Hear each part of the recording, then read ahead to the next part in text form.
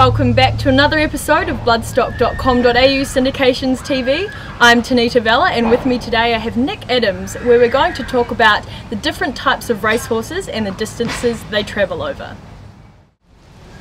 So Nick, everyone talks about the sprinter, the miler and the stayer. Can you explain to us the difference between these three?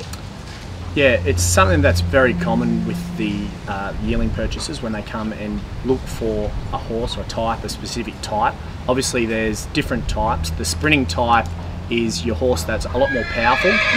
You'll notice as soon as they come out, they really stand out. They have a lot more awe about them with the way that they walk, the way that they hold themselves. They're a lot more short coupled, and just the power is the thing that really defines them.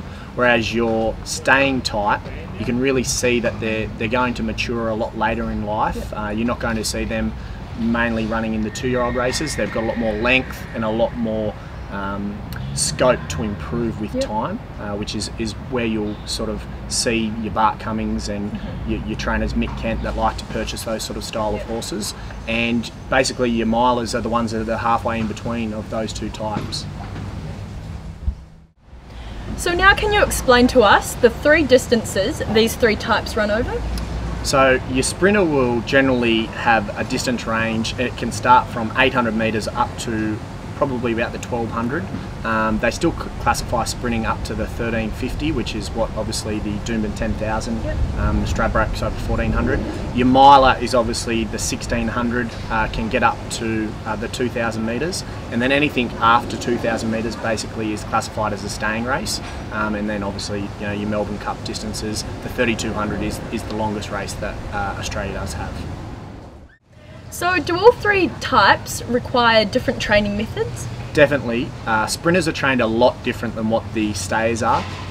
You'll see specific trainers that are very good at training with the sprinters and specific trainers that are very good training with the stayers. Obviously Peter Moody trains our most famous sprinter of all time in Black Caviar. Gai Waterhouse has a lot of success with sprinters, and then your trainers like Bart Cummings have amazing success with the stayers, where they obviously don't do as much fast work, they do a lot longer distance work, and milers again somewhere in between that a lot of trainers have had good success. John O'Shea with Private Steer, and they all seem to have a knack for a certain type of horse to be trained.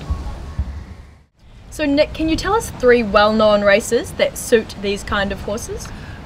Your sprinting races, obviously the Golden Slipper is the biggest 2-year-old race, which is over 1200 metres. You've got the Newmarket, the Lightning, which are also very popular older horse races that are sprinting trips. Your mile races include the Caulfield Guineas and 1000 Guineas for 3-year-olds, the Doncaster and Epsom in Sydney, and then obviously your staying races, of course, the Melbourne Cup, the Caulfield Cup, the Cox Plate is also thrown in as a staying race.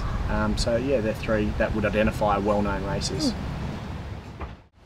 Thanks for tuning in. If you have any questions on the content we've just talked about, feel free to contact the Bloodstock team on the details listed below, as we're happy to give you more guidance.